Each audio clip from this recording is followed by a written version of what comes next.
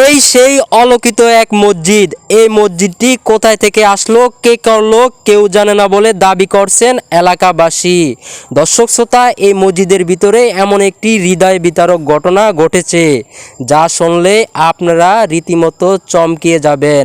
দর্শক শ্রোতা, আজকের এই ভিডিওটা সম্পূর্ণ কন্টিনিউ করলে বিস্তারিত পাবেন আজকের এই ভিডিওতে। আচ্ছা হুজুর, এই মসজিদের ভিতরে এমন একটা ঘটনা ঘটেছিল যে একজন কবিরাজ, একজন মহিলা এবং একজন পুরুষ এই মসজিদের ভিতরে যে চিকিৎসা করার জন্য আসছিল। আসলে কেমনে কি ঘটনা ঘটেছিল একটু বিস্তারিত বললে ভালো হইতো আর কি। আসলে ভাই সেটা হলো আমাদের মহল্লায় এটাই আমাদের মসজিদে, এটা অনেক আগের মসজিদ এটা। তো একটা সময় কবিরাজ ছিল, একটা মহিলা একটা পুরুষ ছিল, আসলো মসজিদে চিকিৎসা নেওয়ার জন্য, বুঝছেন। আসার পরে একটা গর্ত করছিল মসজিদের ভিতরে। গর্ত করার পরে এরা 3-4 দিন এরা ভিতরে ছিল। থাকার পরে এলাকার মানুষ জানিয়ে গেছে, বিভিন্ন মানুষ আসছে, দেখছে। দেখার পরে দেখতেছে মানুষজন নাই, কিছু গর্ত আছে, মানুষ গেছে কই। এরপরে আমার এক পাশের কাকি যাইতেছে রাস্তা দিয়ে, পাশে দিয়ে যাওয়ার পরে দেখতেছে যে কিছু মানুষ এই খন্তা কুড়াল নিয়ে যাইতেছে, বুঝছেন। যাওয়ার পরে এই বিশাল গর্ত করলো, মাটি অনেক উঠলো।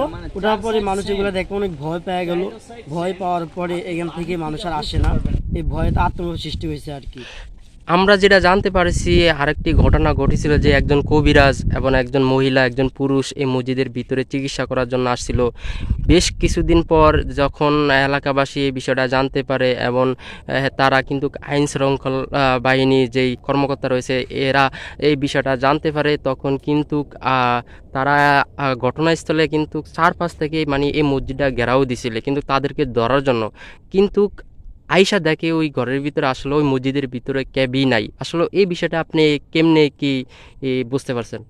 আসলে আমরা যখন ছোট ছিলাম তখন আমরা আমাদের বাপদা থেকে শুনছিলাম যে আজ থেকে আরো পরে 8-9 বছর বা 10 বছর আগে এই ঘটনা। যখন ওরা আসছে, যাওয়ার পরে দেখতেছে যে কিছু মানুষ এই খন্তা কুড়াল নিয়ে যাইতেছে, বুঝছেন। যাওয়ার পরে এই বিশাল গর্ত করলো, মাটি অনেক উঠলো। উঠার পরে মানুষ এগুলো দেখে অনেক ভয় পেয়ে গেল। ভয় পাওয়ার পরে এখান থেকে মানুষ আর আসে না। এই ভয়তে আতঙ্ক সৃষ্টি হয়েছে আর কি। আমরা যেটা জানতে পারছি, আরেকটি ঘটনা ঘটেছিল যে একজন কবিরাজ এবং একজন মহিলা, একজন পুরুষ এই মসজিদের ভিতরে চিকিৎসা করার জন্য আসছিল।